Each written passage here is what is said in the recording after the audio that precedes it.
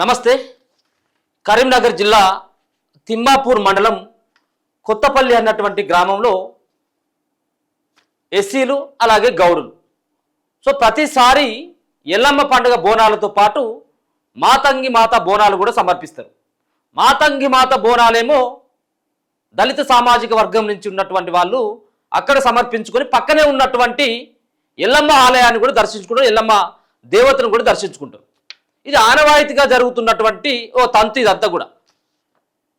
ఇక ఈ సిటీ వరకే కొంత ఇటువంటి విభేదాలు విమర్శలు ఉంటాయి కావచ్చు, కులాల మధ్య మతాల మధ్య అనుకుంటే తప్పు. గ్రామాలలో ఎప్పటి నుంచో ఐక్యంగా ఉంటారు. కుమ్మరులు కావచ్చు, కమ్మరులు కావచ్చు, మాలలు కావచ్చు, మహద్గలు కావచ్చు, ముదిరాజులు కావచ్చు, గౌడులు కావచ్చు, యాదవులు కావచ్చు. ఇటువంటి జరిగే గ్రామ దేవతల పండుగలు జరిగేటప్పుడు అందరూ కూడా ఒక సమానత్వాన్ని అక్కడ చూపిస్తూ ఉంటారు. ఇటీవల ఏం జరుగుతుందో ఏందో తెలియట్లేదు. దేశంలో కానీ రాష్ట్రంలో కానీ చాలా ఏళ్ళు అవుతా ఉన్నది. స్వతంత్రం వచ్చి రాజ్యాంగం అమలవుతుంది. ఇన్ని చట్టాలు వచ్చినప్పటికీ, ఇంత టెక్నాలజీ పెరుగుతున్నప్పటికీ ఇంకా కొన్ని కులాల మధ్యన మాత్రం వివక్ష పోవట్లేదు. ఇంకా కొన్ని గ్రామాలలో మాదిగలంటే చిన్న చూపు, అలాగే ఎస్సీలు అంటే చిన్న చూపు, ఎస్టీలు అంటే చిన్న చూపుగా చూస్తున్నటువంటి కొన్ని సంఘటనలు చూస్తూ ఉన్నాం.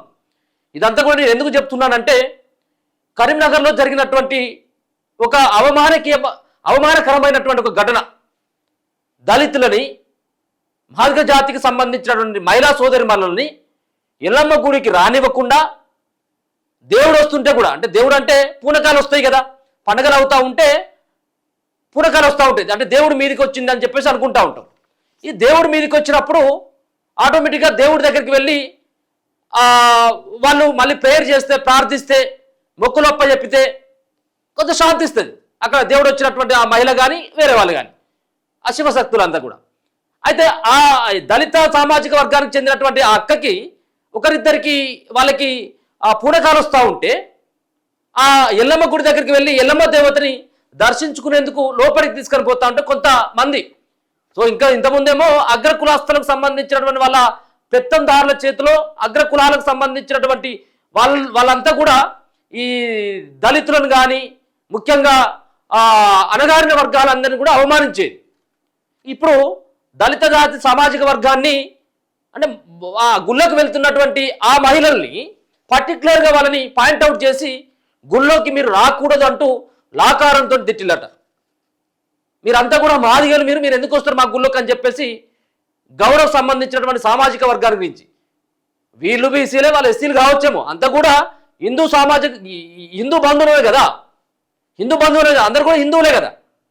మరి ఈ హిందువుల మధ్య హిందువులకి ఇటువంటి కుట్రలు చేసేది, ఈ రకమైనటువంటి పంచాయతీలు పెట్టేటువంటి వ్యక్తులు ఎవరు? ఇంకా కూడా ఈ వివక్ష ఎందుకు అని చెప్పేసి ఒక రకమైనటువంటి ప్రశ్నలు లేవనెత్తుతా ఉన్నారు. ఒక పక్కన ఇప్పటికే మంగళవారం దాదాపుగా 4-5 రోజులు అవుతుంది సంఘటన అయ్యి. ఇక దీనిపైన నేను ఇంకెక్కడైనా దీనికి సంబంధించినటువంటి సోర్స్ ఎక్కడైనా దొరుకుతుంది కావచ్చు, చూద్దాం. అసలు ఏ పేపర్ అయినా రాసిందా, ఏ వెబ్సైట్ అయినా రాసిందా అని చెప్పేసి అనుకుంటే ఎక్కడ కూడా రాలేదు. ఇది బండి సంజయ్కి సంబంధించినటువంటి నియోజకవర్గం. మరి హిందువులంతా కూడా ఐక్యం కావాలి, హిందువులంతా కూడా ఏకతాటి మీద ఉండాలి, సనాతన ధర్మం కోసం పనిచేయాలని చెప్పేసి చెప్తున్నటువంటి ఈ కుహాన మేధావులు ఎవరైతే ఉంటారో దీనికి సమాధానం చెప్పాలి. ఇది వార్తలు బయటికి రాకుండా అడ్డుకట్ట వేసింది ఎవరు? ఒకటి ఛానల్ అనుకుంటే GITM ఛానల్, ఆ GIT ఛానల్ ఒకటి మాత్రం అక్కడికి వెళ్ళి కవర్ చేసింది. అసలు జరిగినటువంటి విషయం ఏంటి అంటూ ఆడికి వెళ్ళి ఆ దళిత మహిళల సోదరి మహిళల దగ్గరికి వెళ్ళి ఏం జరిగిందంటే వాళ్ళు ఏడ్చుకుంటూ చెప్తున్నారు, సార్ మాకు అవమానం జరిగింది, మమ్మల్ని లోపలికి రానివ్వలేదు, మహిళలని కూడా చూడకుండా ఎక్కడ పడితే అక్కడ చేతులేసిళ్ళు, తాకిళ్ళు, మమ్మల్ని నెట్టేసిళ్ళు, కొట్టిళ్ళు, తన్నిళ్ళు అని ఆ సోదరి మనులు చెప్తా ఉన్నారు. మరి ఇంత అహంకారం ఎందుకు?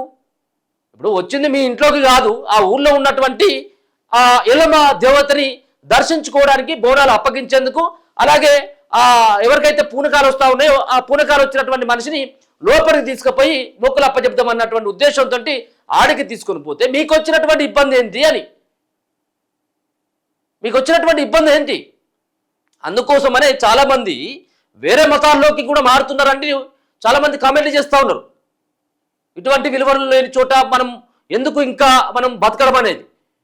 ఇక వాళ్ళు పక్కనే ఉంటాయి, 2 గుళ్ళు కూడా పక్క పక్కనే, మాతంగి గుడి అండ్ ఎల్లమ్మ గుడి కూడా. ఈ రెండు గుడులు కూడా పక్క పక్కనే ఉంటాయి. సో ఈ మాతకి బోనాలు అప్పగించిన తర్వాత వీళ్ళు ఈ ఎవరైతే ఈ వివక్షకు గురైనటువంటి మహిళలు కావచ్చు, ఆ మిగతా వాళ్ళంతా కూడా అక్కడికి ఆ ఎల్లమ్మ దేవతను కూడా దర్శించుకుంటారు. ఈ కొత్తగా ఏం గుళ్ళకు పోయి దర్శించుకునేందుకు పోలేదు వాళ్ళు. ఎప్పటి నుంచో వస్తున్నటువంటిది ఇది ఆచారం అంతా. ఇప్పుడు కొంతమంది కావాలని చెప్పి మరి వాళ్ళకు ఎందుకు ఇబ్బంది అవుతుందో తెలియట్లేదు. వాళ్ళు కూడా మనుషులే కదా, వాళ్ళని కోస్తే ఏమైనా పాలు వస్తే మీకేమైనా రక్తం వస్తుందా? మీరు తినేది అదే, వీళ్ళు తినేది కూడా అదే కదా, మనుషులంతే ఒకటే. ఈ రోజులలో కూడా ఈ మతాల ముసుగులో రాజకీయాలు చేసుడు, ఈ కుల వివక్ష పేరు మీద పబ్బాలు గడుపుడు, అవమానించేటువంటి రీతిన ఎందుకు ఈ ఉన్నటువంటి ఈ 4 రోజులైనా భూమి మీద సరిగ్గా బతకండి. నువ్వెంత లేకపోతే నువ్వు తక్కువ జాతివి, నువ్వు తక్కువ కులపోనివి, నువ్వు ఆ జాతిలో పుట్టినావు, నేను ఈ జాతిలో పుట్టినావు, నీకు ఉన్నాయా 10 చేతులు ఉన్నాయి, 6 కాళ్ళకి ఇట్లా ఉన్నాయా? కొంచెమన్నా ఇప్పటికైనా పెరుగుతున్నటువంటి టెక్నాలజీకి అభివృద్ధి అవుతున్నటువంటి దేశాలతో పోటీపడండి. ఈ దిక్కుమాలిన వ్యవహారంతో ఈ నువ్వు చిన్న కులపోనివి, నువ్వు పెద్ద కులపోనివి, నా గుళ్ళకు నువ్వు రావద్దు, నీ గుళ్ళకు నేను రాను, ఇదేమి వివక్ష ఇదంతా? దీనిపైన బండి సంజయ్ గారు స్పందించాలి కదా. తెల్లారులెత్తే హిందూ ధర్మం గురించి మాట్లాడుతున్నటువంటి వాళ్ళంతా కూడా దీనిపైన సనాతన ధర్మం అని మాట్లాడుతున్నటువంటి పవన్ కళ్యాణ్ కూడా మాట్లాడాలి, దీన్ని వ్యతిరేకించాలి కదా. ఇప్పుడు కూడా ఇటువంటి ఘోరాలు కూడా మనం ఇంకా చూడడం ఏంటి? దీనిపైన కాసేపు క్రితమే స్పందించడం జరిగింది. ఎవరు? రేంజర్ల రాయేష్ కొంత ఘాటుగానే విమర్శించిండు. రేంజర్ల రాయేష్ చాలా ఘాటుగానే విమర్శించిండు. ముఖ్యంగా దీని గురించి ప్రస్తావిస్తూ, సో హిందూ దేశంగా మార్చాలనుకుంటున్నటువంటి ఈ కువారా ఆర్ఎస్ఎస్ కావచ్చు, మరొక పక్కన మిగతా ఉన్నటువంటి బీజేపీ పార్టీ, అలాగే బండి సంజయ్ నియోజకవర్గం నువ్వెందుకు స్పందించవు? బీజేపీ పార్టీ నిన్న ఎప్పుడు కూడా కొంత పొగడ్తల వర్షం కురిపిస్తున్నటువంటి మాదిగ జాతి బిడ్డ పైన పొగడ్తలు కురిపిస్తున్నటువంటి బీజేపీ పైన, అలాగే ఇటువంటి దాడులు జరుగుతున్నప్పుడు నువ్వు ఆ పార్టీతో సత్సంబంధాలు కొనసాగిస్తున్నటువంటి మందకృష్ణను ఎందుకు మాట్లాడట్లేదు అంటూ రేంజర్ రాయేష్ తనదైనటువంటి స్టైల్లో నేను కొన్ని బూతులు మాట్లాడినప్పుడు కొంత అగ్రెసివ్గా కూడా చాలా రియాక్ట్ కావడం జరిగింది. అంటే ఈ గౌడ సామాజిక వర్గం వెనకాల ఉన్నటువంటి కొన్ని శక్తులు ముందుగా అంటే మనమే పొడుచుకునేలాగా తయారు చేస్తారు. వెనకాల ఉన్నటువంటి కొన్ని ఆర్ఎస్ఎస్ బీజేపీ పార్టీకి సంబంధించిన శక్తులంతా కూడా ఇటువంటి కుట్రలు చేస్తున్నారంటూ ఆయన కూడా ఆరోపించడం జరిగింది. ఒకసారి చూసుకోవచ్చు ఎక్కడైనా కానీ. ఇదే జరిగినటువంటి ఒక సంఘటన చూసుకోవచ్చు. ఇక్కడ జరిగినటువంటి తతంగం ఇదంతా. అమ్మవారు వస్తా ఉన్నది. జరుగుతాయనేసి అసలుకి అనుకోలేదు. దళితులు ఇల్లమ్మ గుడిలోకి పోవద్దనేసి అడ్డుకున్న గౌడ కులస్తు ఎందుకు వెళ్ళొద్దనేసి అడిగితే మహిళలు కొట్టి నెట్టేసారు. కాకుండా బూతులతో దుర్భాషలాడు. అసలు మనం ఏ జనరేషన్ లో బతుకుతున్నాం? ఎన్ని రోజులు ఈ కులాల గురించి కొట్లాట. ఈ విషయం ఎక్కడ జరిగిందంటే కొత్తపల్లి విలేజ్, మండలం తిమ్మాపూర్, జిల్లా కరీంనగర్ లో జరిగింది. కొత్తపల్లిలో ఎల్లమ్మ జాతర అనేది 5 సంవత్సరాలకు ఒకసారి జరుపుకుంటాం. ఈ సంవత్సరం జరిగే జాతర 3వసారి జరుపుకున్నాం. గతంలో 2 సార్లు ఎల్లమ్మ బోనాలు అనేది జరుపుకున్నాం. అప్పుడు ఎలాంటి గొడవలు లేవు. అప్పుడు లేని కులం పిచ్చి ఇప్పుడు ఎట్లా వచ్చింది? మీరు ఎస్సీలు మాదిగలు అనేసి గుడి లోపలి మాత్రం అస్సలుకే పంపించారు. గుడి లోపలికి వెళ్తుంటే గుడి తాళం వేసుకొని ఉన్నారు. ఈ వీడియో ప్రతి ఒక్క దళితుడికి షేర్ చేయాల్సిన వీడియో. ఇలాంటి కులం పిచ్చి వ్యవస్థ మరొక ఊర్లో జరగదంటే దీని మీద ప్రతి ఒక్కరు రియాక్ట్ అవ్వాలి. సో ఇది జరిగినటువంటి ఈ విషయం అంతా కూడా చూడు ఎట్లా నెట్టేస్తా ఉన్నారు, ఎట్లా ఆ మహిళల్ని నెట్టేయడం కావచ్చు, ఇదంతా కూడా ఎవరు అయినా కానీ ఇప్పుడు దీంట్లో ఉన్నటువంటి సరే ఎస్సీ వాళ్ళని మీరు అవమానించేటువంటి విధంగా తోసేస్తే గౌరవులు ఎవరైనా సమర్థిస్తారా? వేరే వాళ్ళు ఎవరైనా సమర్థిస్తారని ఎవరు కూడా సమర్థించరు. దీన్ని ఎవరు కూడా సమర్థించరు. ఎందుకంటే దేవుడిని మొక్కుకోవడానికి వచ్చినటువంటి వ్యక్తుల పైన ఈ విధమైనటువంటి దౌర్జన్యం ఏంది? ఇది అరాచకం కాకపోతే ఇంకా పెత్తనాలేంది? ఇంకా ఈ వివక్షలేంది?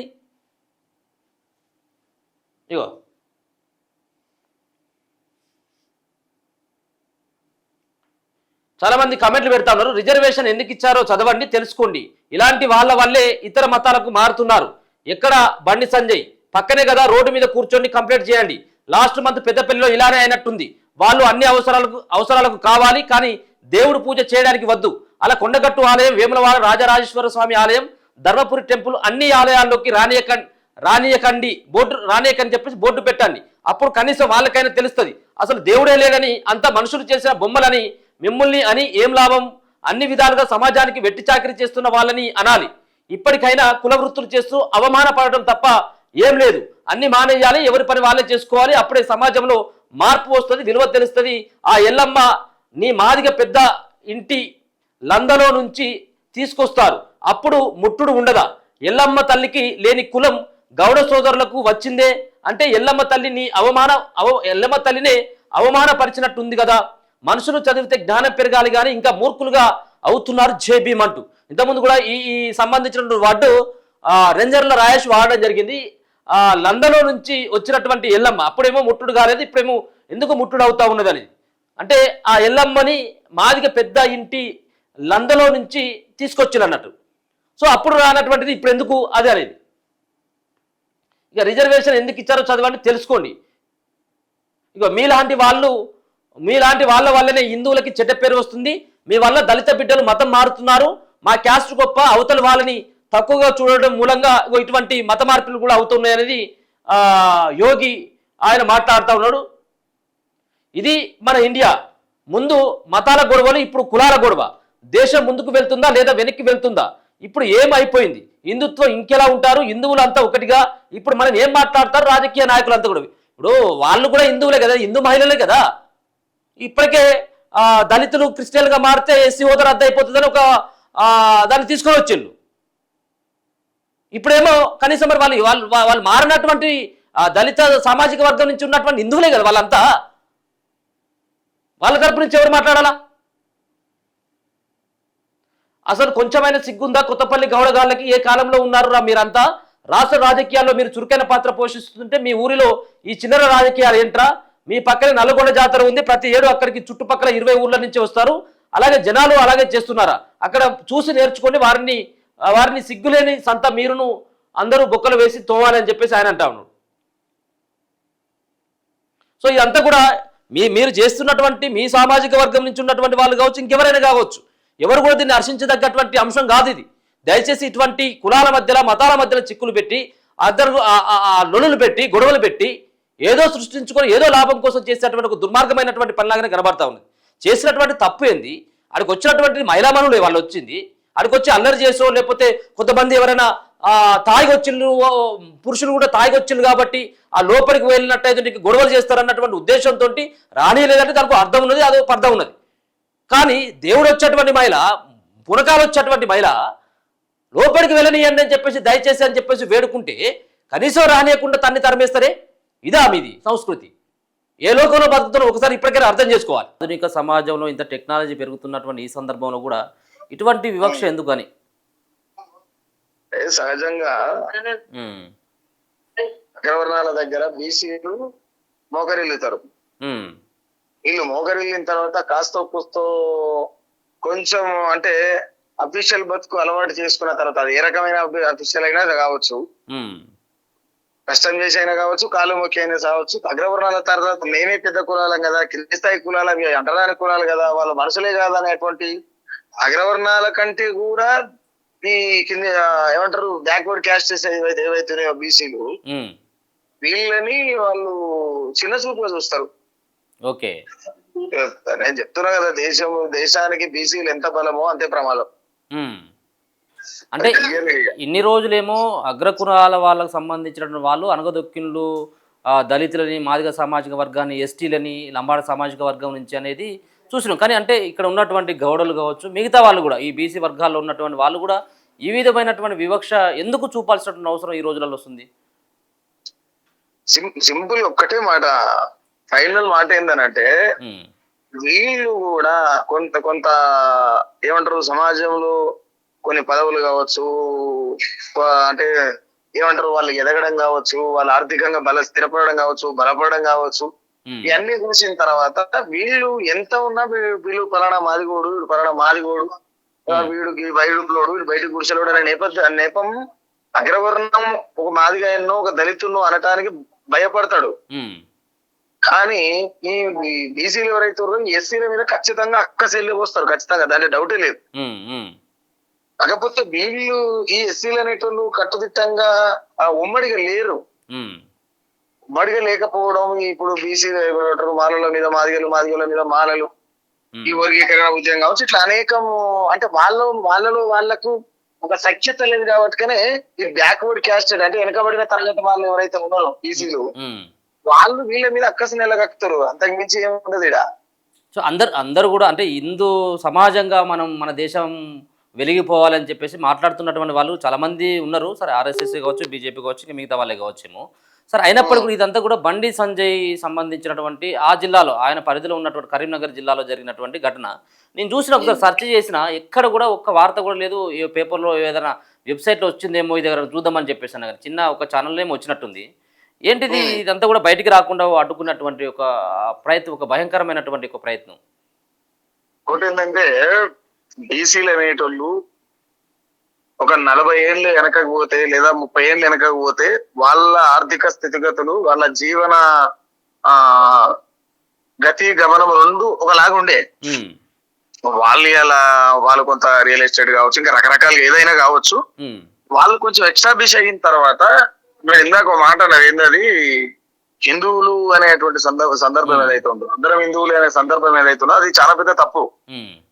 ఎందుకు తప్పు అనంటే సమాజంలో మేము హిందువులం అని చెప్పి దళితులను చంపింది ఎవరు? బీసీలే. మేము హిందువులం అని చెప్పి అంటరానులు అని చెప్పి దూషించింది ఎవరు? బీసీలే. ఎందుకు అనంటే ఇప్పుడు మాకు అగ్రవర్ణాలు ఎవరైతే ఉన్నారో వాళ్లకు వాళ్ళ చేతులు కత్తి లాంటి బీసీలు. వీళ్ళు గొడ్డలు ఎటేమంటే అటేస్తారు. ఎక్కడ ఏంటంటే బలంగా ఎవరు ఉన్నారు? వీళ్ళు మూలవాసులు, రెండో ఒకనాటి చక్రవర్తులు. ఎవరు దళితులు అనేటోళ్ళు ఆదిగలు ఎవరైతే ఉన్నారో వాళ్ళు ఒకనాటి చక్రవర్తులు. వాళ్ళ తన ఏమంటారు, వాళ్ళు తెగిడిస్తే వాళ్ళు కనుక ఒకవేళ ఎక్స్ట్రాబిష్ అయ్యి సమాజంలోకి వచ్చిన తర్వాత ఎవరి ఆటలు సాగాయి అనేటువంటి ఆ బలమైన కారణం ఏదైతే ఉందో అది అగ్రవర్ణం ఈ బ్యాక్వర్డ్ క్యాస్ట్లకు నూరిపోస్తుంటది. వీళ్ళకి ఇది అర్థం కాక మేము వీళ్ళకంటే కూడా పెద్దలం కదా, మేము బీసీలం కదా, మేము గొల్లోళ్ళం, మేము గమలోళ్ళం, మేము ముదిరాజులం, మేము బోయేలం, లేకపోతే రకరకాలు. ఇప్పుడు ఆ మహిళల్ని కూడా అంటే ఆమెకు పూనకాలు వస్తూ ఉంటే ఆ మహిళ బోనమెత్తుకొని ఆ ఎల్లమ్మ దేవతని దర్శించుకోవడానికి ఆ లోపలికి వెళ్తా ఉంటే వీళ్ళు అందరూ కూడా మేము మా గుళ్ళోకి రావద్దు, నువ్వు ఇక్కడ అవసరం లేదు అని చెప్పేసి లాకారంతో తిట్టుకుంటూ ఆ జాతి మీద, ఆ కులం మీద కూడా విపరీతమైనటువంటి బూతులు తిట్టిన అనేది ఆ మహిళలు చెప్తున్నటువంటి మాట.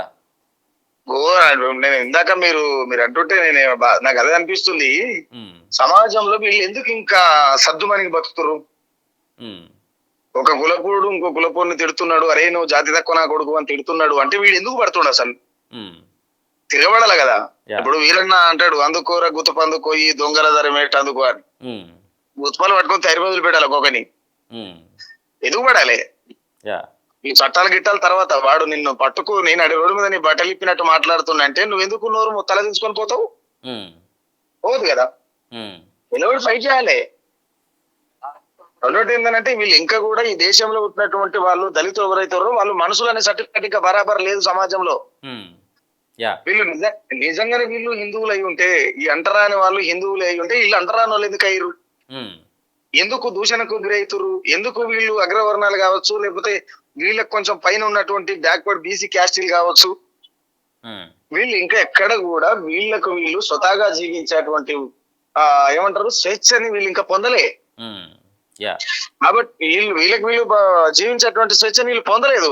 ద సేమ్ టైం వీళ్ళు పొందేటువంటి అవకాశం ఉన్నది అని అంటే ఎస్సీ ఎస్టీ ఈ దళిత కులాల మాల కులం కావచ్చు, మాదిగ కులం కావచ్చు, ఇంకే కులాలు ఏమైనా కావచ్చు, వీళ్ళ దాంట్లో ఒక లీడర్ ఎదిగిందంటే పోయి ఆడ అగ్రవర్ణం సంకలనం ఆగుతాడు, అగ్రవర్ణం సోపర్ చేస్తాడు, బీసీ సోపర్ చేస్తాడు. కానీ అదే ఆడకట్లు కూడా చచ్చిపోతే ఇటు రాడు. ఇప్పుడు అదే దౌర్భాగ్యమైన పరిస్థితి. ఓకే, ఇప్పుడు ఈ దళితులలో కూడా మరి ఇంత పెద్ద ఘటన జరిగింది, మందకృష్ణ మాదిగకి తెలియదా? ఇంత పెద్ద ఘటన జరిగింది, ఎవరు ఆయన పేరు ఆర్ఎస్ ప్రవీణ్ కుమార్కి తెలియదా? ఇంత పెద్ద ఘటన జరిగింది, విశారదన మహారాజు తెలియదా? వీళ్ళు దళితులను మేము ఉద్ధరిస్తాం, మేము మాదిగ జాతిని ఉద్ధరిస్తాం, మేము మాల జాతిని ఉద్ధరిస్తాం, దళిత సామాజిక వర్గాలని ఉద్ధరిస్తామని మాట్లాడుతున్నారు కదా. ఒక దళితుల్ని గుళ్ళకి రాని ఇకపోతే వీళ్ళు ఎందుకు మాట్లాడలే?